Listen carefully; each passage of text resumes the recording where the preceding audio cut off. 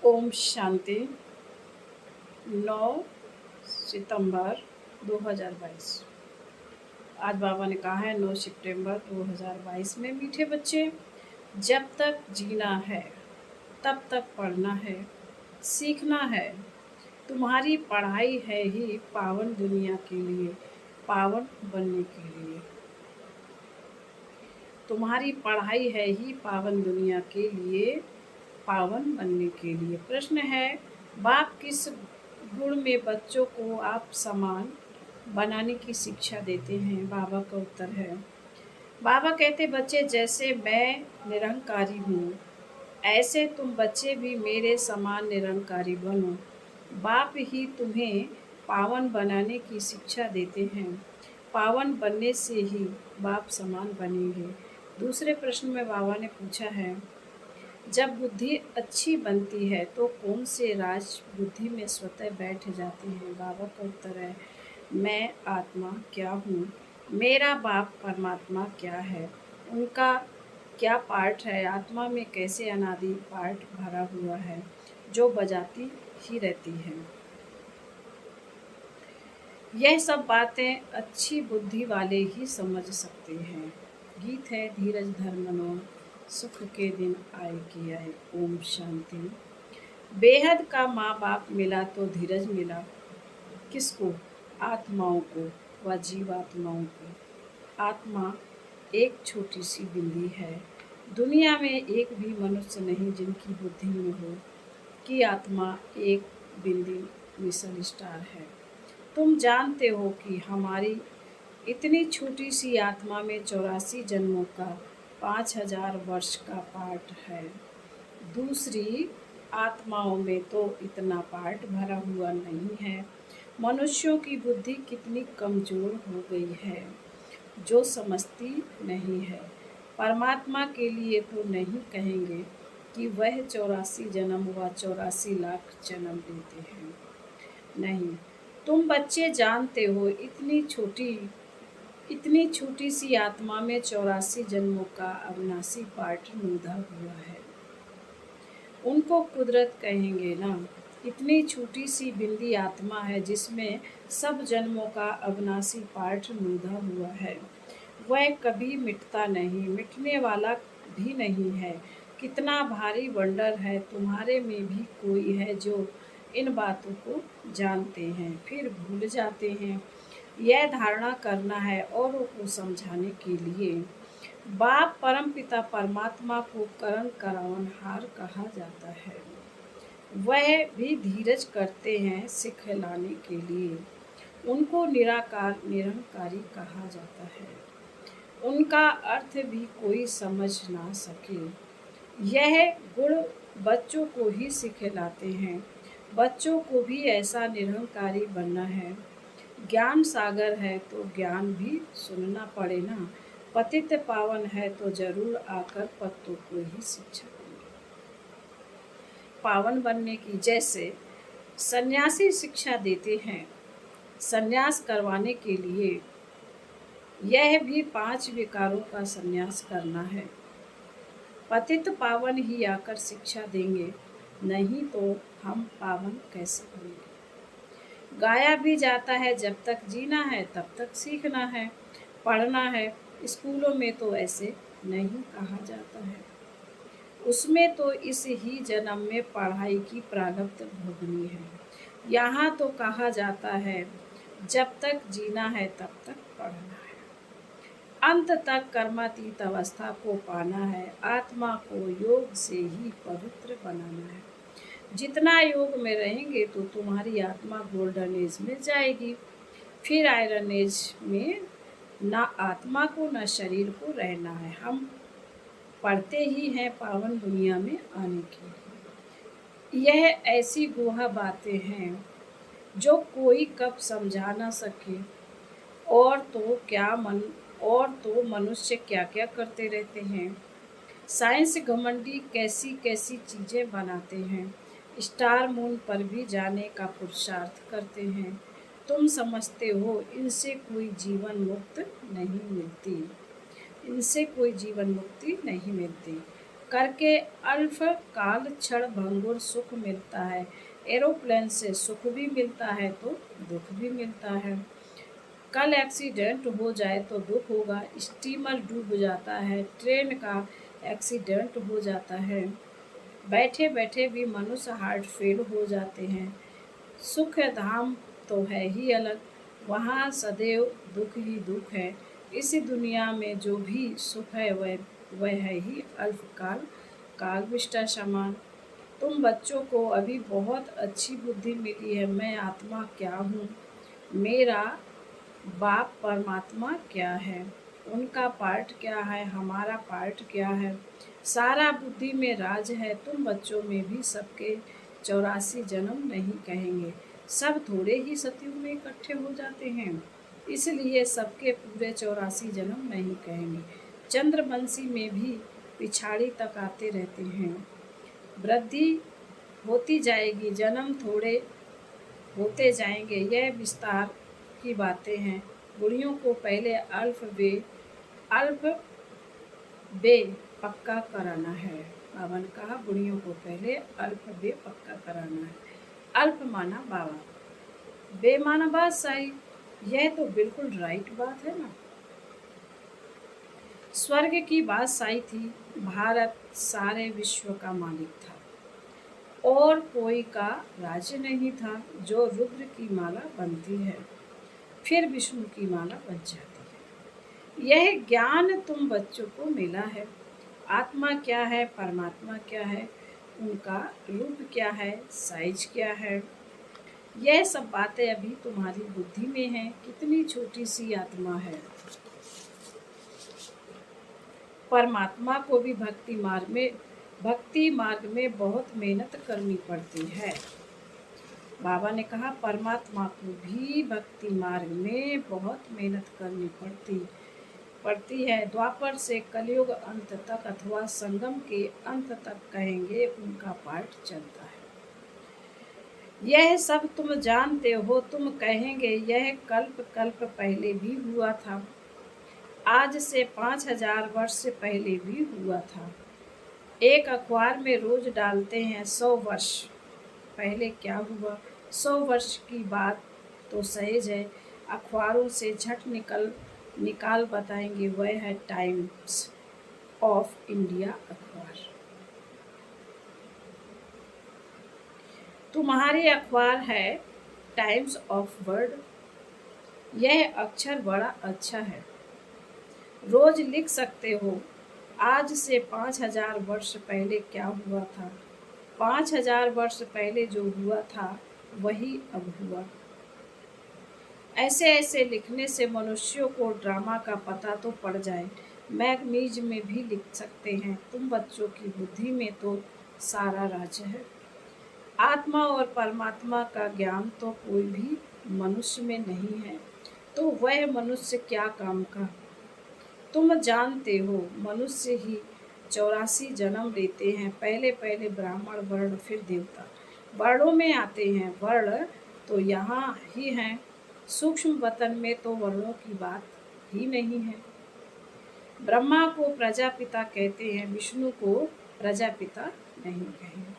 ब्रह्मा द्वारा तो एडॉप्ट किया जाता है। विष्णु के 2 रूप लक्ष्मी नारायण के तो बच्चे पैदा होते हैं जो तख्त पर बैठते हैं। शंकर को भी प्रजापिता नहीं कहेंगे। यह भी जानते हो जैसी जैसी भावना है वैसे वैसे साक्षात्कार हो जाते हैं। बाकी वहाँ कोई सर्प आदि की बात नहीं है। बैल भी वहाँ हो ना सके, सूक्ष्म वतन में तो है ही देवता।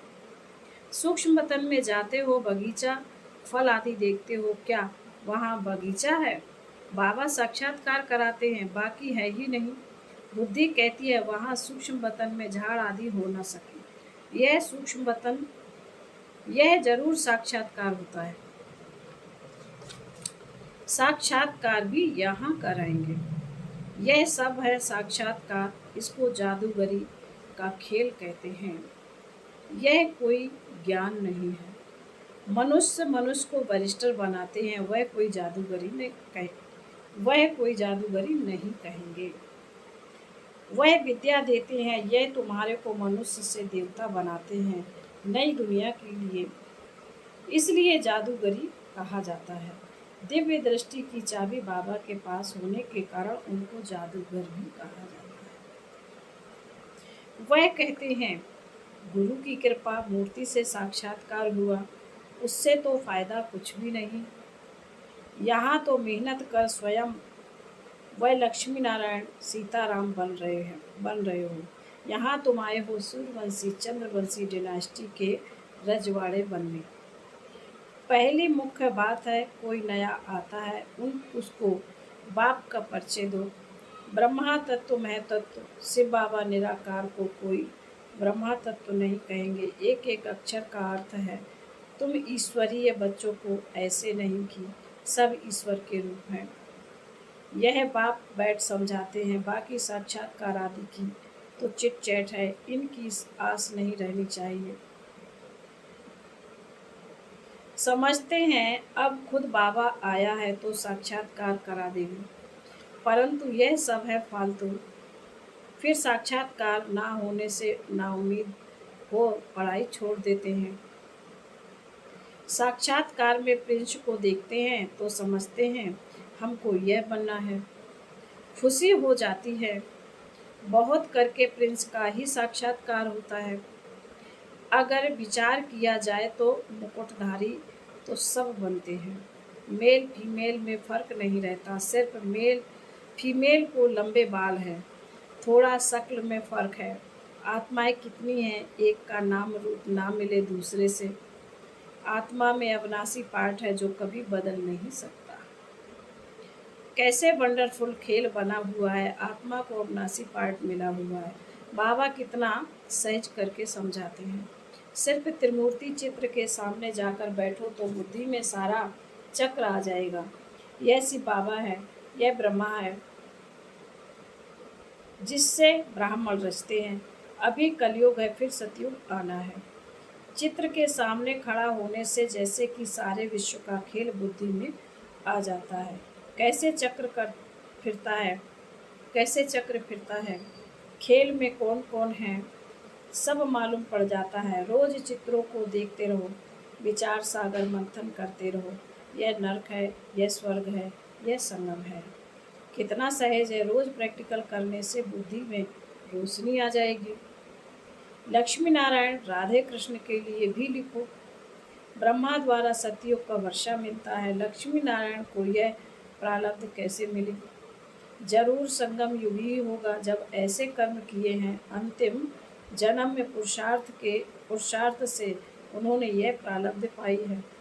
ऐसे ऐसे ख्याल बुद्धि में आने चाहिए, फिर चित्रों की भी दरकार नहीं रहेगी। बुद्धि में सारा राज आ जाएगा। इन चित्रों से फिर दिल रूपी कागज पर उतारना है। इन चित्रों से फिर दिल रूपी कागज पर उतारना है। बाबा सेंटर के बच्चों का मुख खोलने की युक्ति बता रहे हैं। चित्रों को देखते रहो, अंदर में बोलते रहो। रचना के आदि मध्य अंत का राज जानना है। झाड़ में क्लियर है, तपस्या कर रहे हैं राजयोग की। यह मनुष्य से देवता बनते हैं। फिर भक्ति मार्ग कैसे शुरू होता है? जो जो जिस जिस धर्म के हैं उसमें ही फिर आएंगे। कितना सहज है, उन पर ही समझाना है। आत्मा क्या है, परमात्मा क्या है, उनमें अनादि पार्ट नूधा हुआ है। सतयुग में हम सुख का पार्ट बजाएंगे। इतने जन्म लेंगे, शमशान में भी जाकर किसी को समझा सकते हो। जब तक मुर्दा जल जाए तब तक बैठ सत्संग करते हैं। तुमको कोई रोकेगा नहीं। बोलो आओ तुमको हम समझाएं, सुनकर बहुत खुश होंगे। बात करने वाले बहुत समझदार सयाने चाहिए, कहाँ भी जाकर तुम समझा सकते हो। समझाते तो बाबा बहुत अच्छी तरह हैं। तुम्हारे कक्ष यानी बगल में सच है। मनुष्यों के कक्ष में झूठी गीता है, तुम्हारे बगल में सारे विश्व की हिस्ट्री ज्योग्राफी है। श्री कृष्ण के चित्र पर भी तुम अच्छी तरह समझा सकते हो।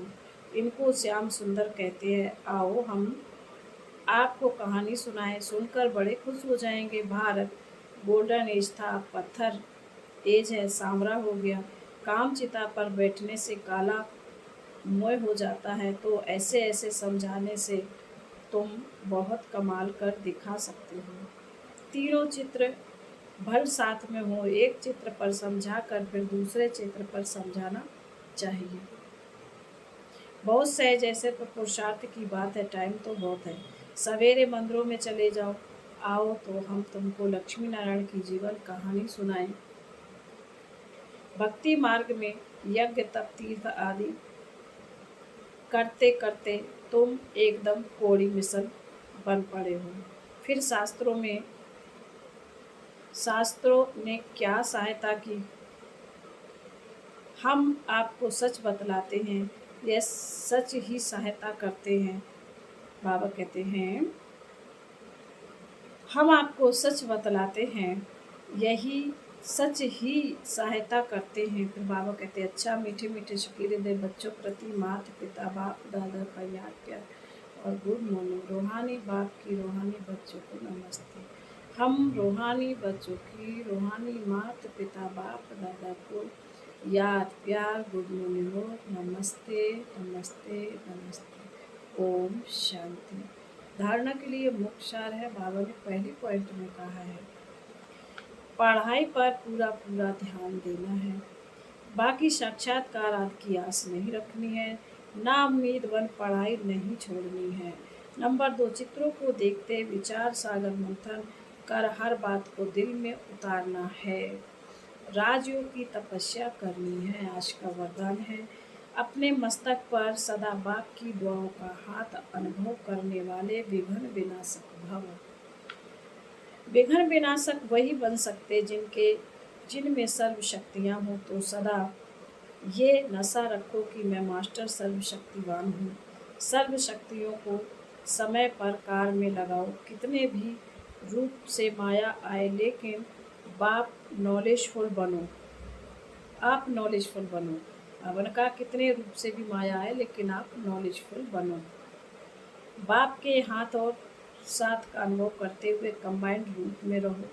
रोज अमृत वेले विजय का तिलक स्मृति में लाओ, अनुभव करो कि बाप दादा की दुआओं का हाथ मेरे मस्तक पर है, तो विघ्न विनाशक बन सदा निश्चिंत रहेंगे। स्लोगन है, सेवा द्वारा अविनाशी खुशी की अनुभूति करने और कराने वाले ही सच्चे सेवाधारी हैं। ओम शांति।